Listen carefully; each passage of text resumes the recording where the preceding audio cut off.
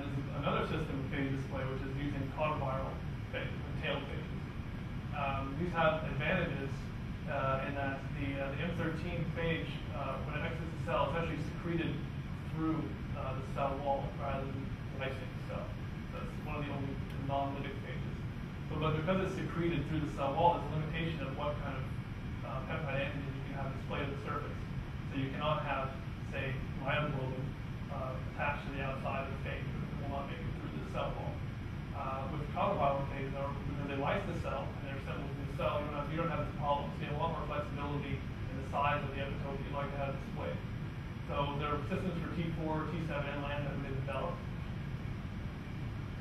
So this is just an example of T4. So you can, on T4, there's a large virus on here, the HAWK and SOC, which are these small outer capsid, small accessory proteins. So HAWK is a little ball on the end here. HAWK is in the capsid phase.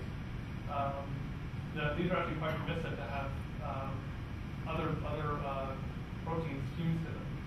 So you just make your in-frame fusion, and it will be expressed on the surface of the phage.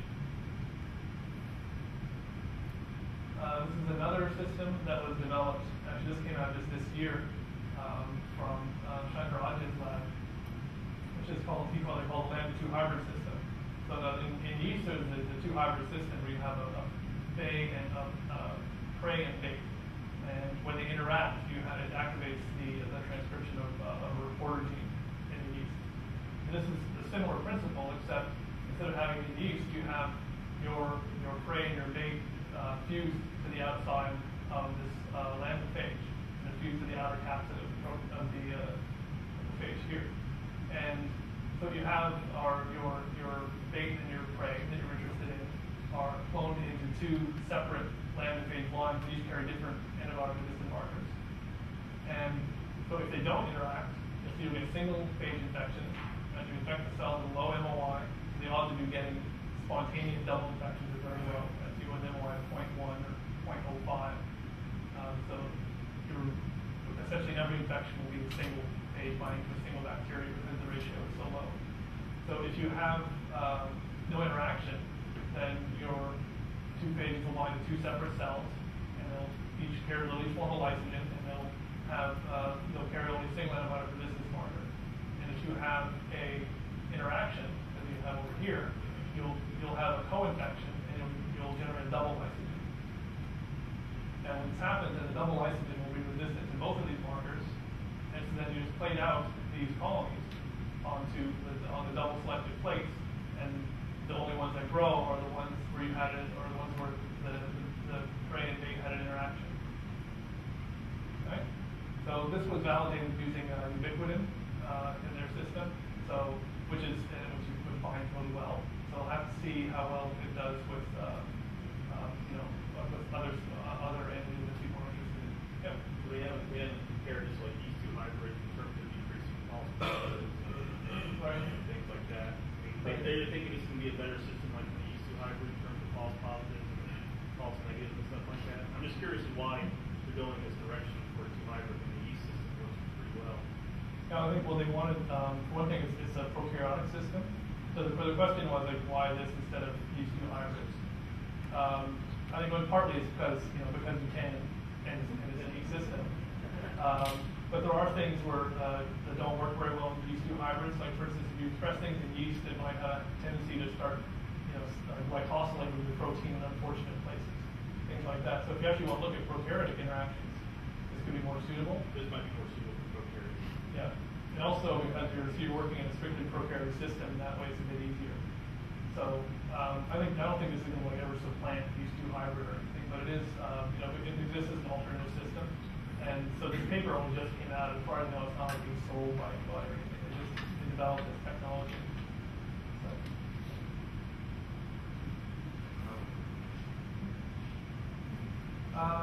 Okay, so this is another application, a very modern application of phage biology, which is the 529 DNA polymerase.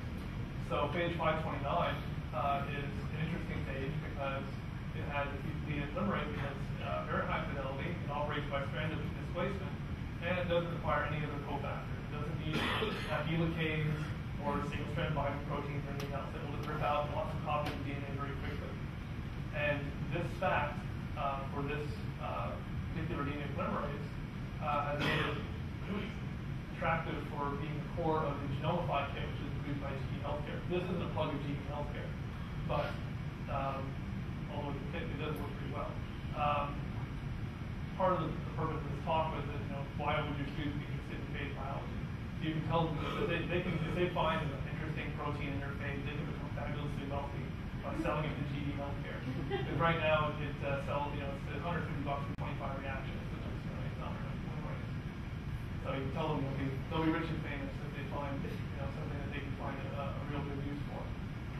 This is just a schematic of how that works, from the website. So the DNA polymerase operates this by these small random primers which are included in the mix. And once it has, so pretty much once the polymerase gets a foothold with these small primers, it'll then start ripping off many copies of DNA, and it'll actually replicate by strand displacement. And so it can generate a pretty high fidelity copy of a small amount of template.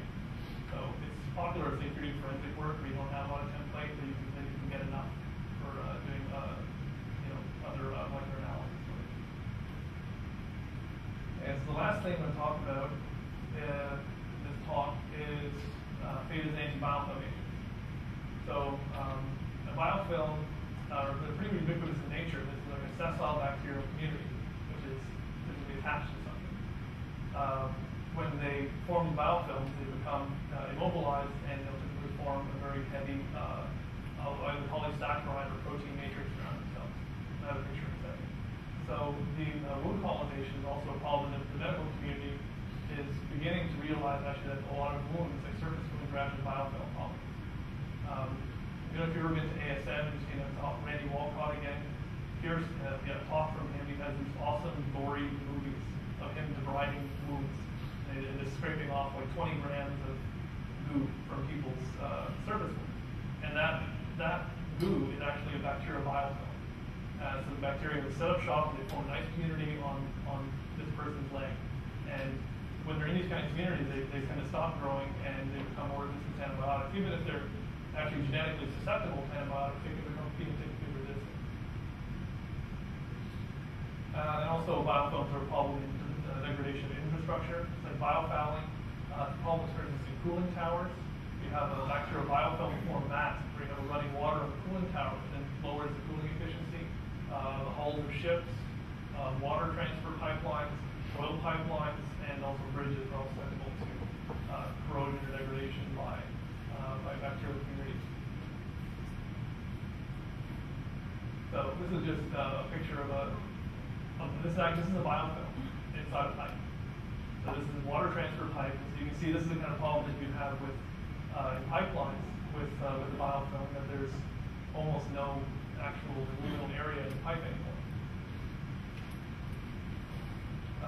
This is a nice diagram of what a biofilm will look like. This is pretty typical for, say, Pseudomonas aeruginosa biofilm, and it will form these kind of biofilms, particularly when they're under shear flow, so in a pipeline, for instance.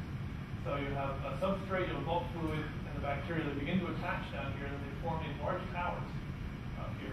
And you'll have the towers are mostly constructed in the case of Pseudomonas aeruginosa out of alginate, which is a long chain polysaccharide produced by the bacteria. And the bacteria are all stuck together in these large towers, and they under flow, so they just essentially sit here and scatter nutrients out of the liquid medium. And they will also stream off, and they'll shear off, and then so they can have a small planktonic subpopulation that will continue to be sheared off with biofilm. So a paper that came out last year in PNAS, they wanted to look at biofilms by engineering just the T7 phage with a known depolymerase. So this is a bit of a proof of concept. They went with E. coli biofilm. They chose a known E. coli biofilm degrading enzyme called dispersin B, which is, I believe, from actinobacillus. And so that was known as degraded the sugar which E. coli makes its biofilm out of. And they clone this into the T7 phage.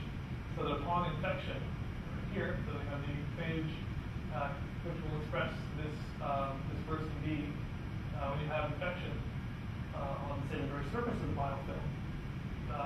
It will, in addition to producing virions, it will also produce a lot of copies of the dispersing B enzyme. So with the phage lysis, it releases progeny phage and also a whole bunch of this enzyme, which will continue to degrade this heavy polysaccharide matrix. So you imagine a phage coming down at the top here, so there's a few cells on the surface which are exposed, the phage can get purchased on, but as the infection progresses, more of this enzyme is produced, which then degrades more of the polysaccharide and allows for biofilm clearing. So in the paper they do find it's much more effective at clearing biofilm than say wild